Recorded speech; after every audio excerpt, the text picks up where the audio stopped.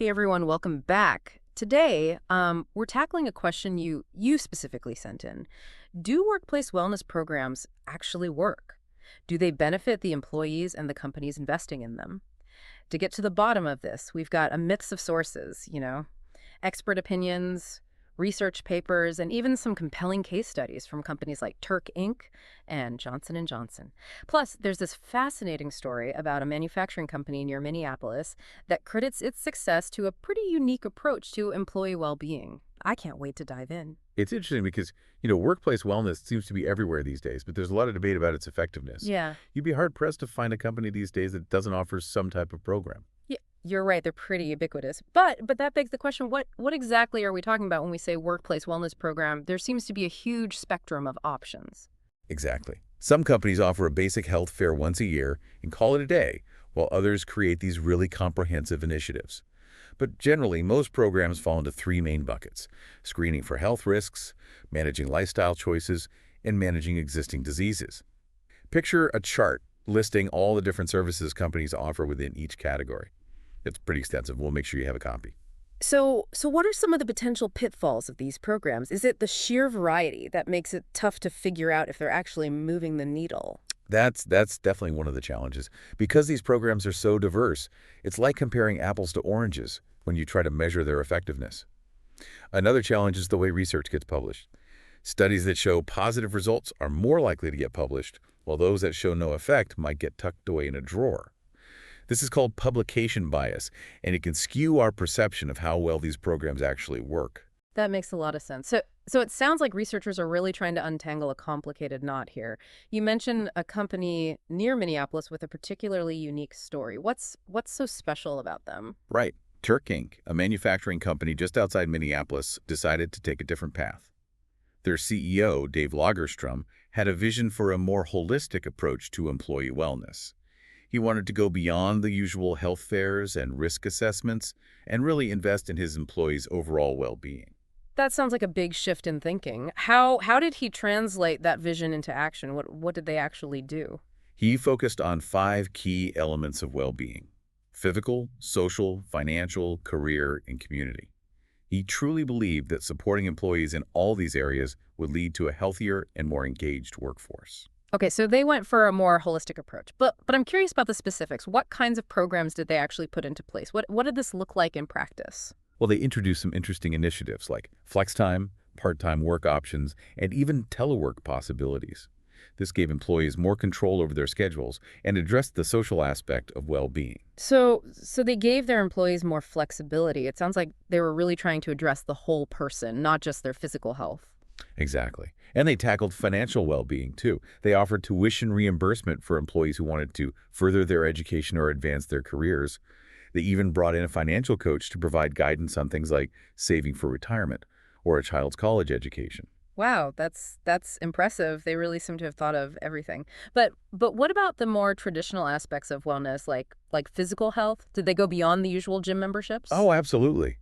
They have an on-site clinic that offers free prescriptions for chronic conditions, and the medical staff even makes house calls. There's also a full-time wellness coach available to work with employees on individual goals. And get this, they even have garden plots where employees can grow their own vegetables. That's incredible. It really does sound like they've created a culture of support.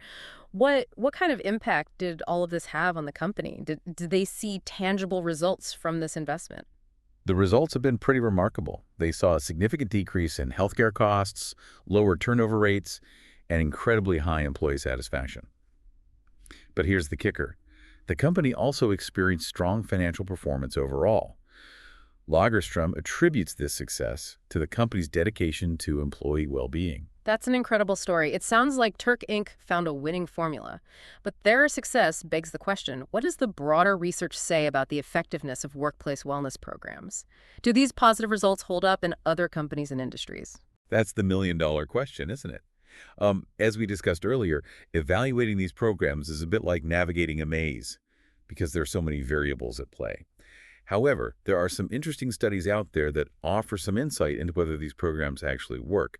For instance, Johnson & Johnson has been running a comprehensive wellness program for decades now, and their data indicates significant cost savings and positive health outcomes for their employees. That sounds promising. It's encouraging to see such a long-term commitment from a major company like Johnson & Johnson.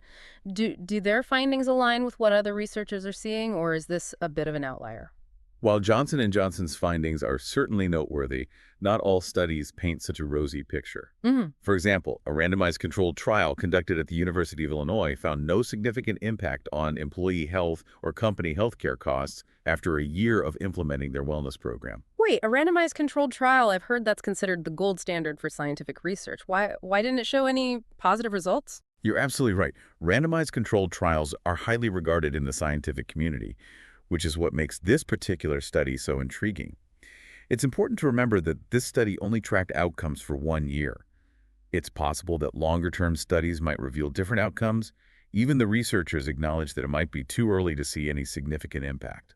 So maybe it's a matter of time before we see the benefits, or perhaps their program needs tweaking. Have any other large-scale studies looked into this issue? Absolutely. A few years ago, the RAND Corporation conducted a massive study that analyzed data from 7 major companies. Their findings landed somewhere in the middle. They found that employee health did improve overall, but the return on investment varied significantly depending on the specific components of the wellness program.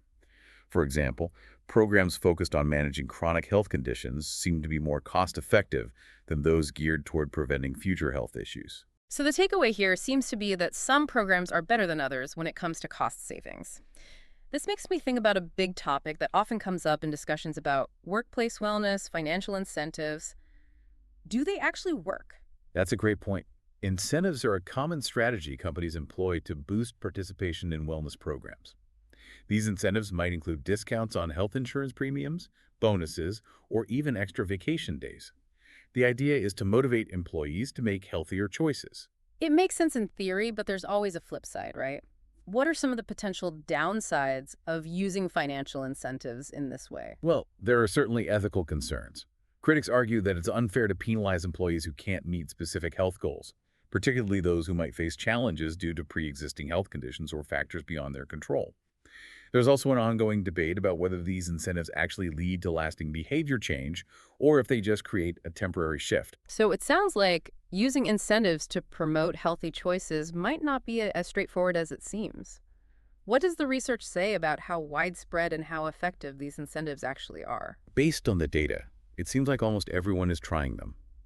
Larger companies in particular are more likely to incorporate incentives and sometimes even penalties into their wellness programs compared to smaller businesses. As for their effectiveness, the research offers mixed results. Some studies show that incentives can increase participation in these programs, but it's less clear whether they translate to long-term improvements in health outcomes. So it seems like we're seeing a similar pattern of mixed results when it comes to the effectiveness of incentives. If the research is inconclusive on both effectiveness and financial returns, why are companies still pouring resources into these programs? Is there something beyond the bottom line that they're seeing? That's a really insightful question. It suggests that perhaps we need to expand our understanding of what return on investment truly means. Perhaps it's not just about the financial bottom line, but also about fostering a work environment that supports employee well-being on a deeper level. I'm really interested in that idea. It seems intuitive that happier and healthier employees would be more productive and engaged, but is there any evidence to support that claim? There is a growing body of evidence suggesting that companies that prioritize employee well-being reap benefits beyond just cost savings. For instance, when employees feel valued and supported, they're more likely to be loyal to the company and demonstrate a willingness to do the extra mile. It also has positive implications for attracting and retaining top talent. It sounds like the benefits go way beyond just a healthier workforce. Could this focus on well-being actually be a powerful recruiting tool? Absolutely. In today's competitive job market, companies that genuinely prioritize their employees' well-being have a distinct advantage. It's a major factor that potential employees consider when evaluating job opportunities. But it goes beyond just recruiting. It also impacts a company's overall image and reputation. That makes perfect sense. People want to support businesses that align with their values, and treating employees well definitely falls under that umbrella. Exactly. When a company is known for its commitment to employee well-being, it resonates not only with potential employees, but also with consumers and the wider community. This has been a fascinating discussion so far. We've covered a lot of ground, from the different types of programs and the mixed research findings to the ethical considerations surrounding incentives and the broader benefits that extend beyond financial ROI. But I'm curious to hear your overall perspective on all of this. What are your final thoughts on workplace wellness programs? Well, it's clear that there's no one-size-fits-all answer when it comes to workplace wellness. What works for one company might not work for another.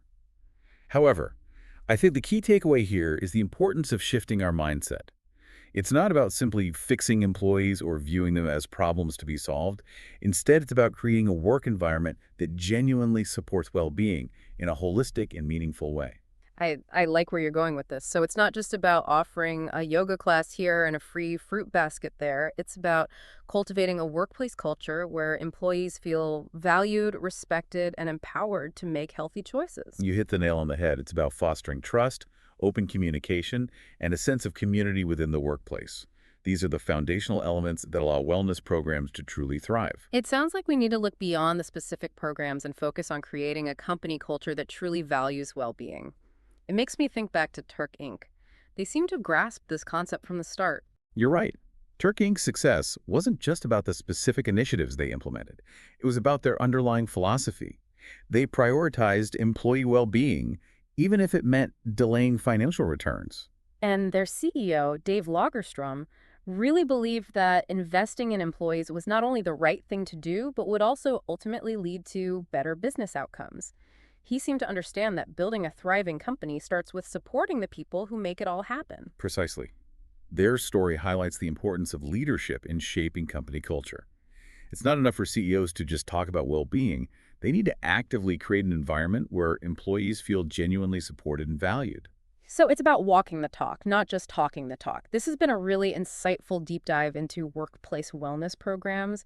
I feel like we've unpacked the complexities and nuances in a way that's both informative and thought-provoking. It really feels like we've gone beyond just scratching the surface on this topic. But before we wrap up, is there anything else you think we should touch on? What's your final takeaway for our listener? Well, I'm glad you asked that. We've discussed a lot of research and data, and those are important pieces of the puzzle.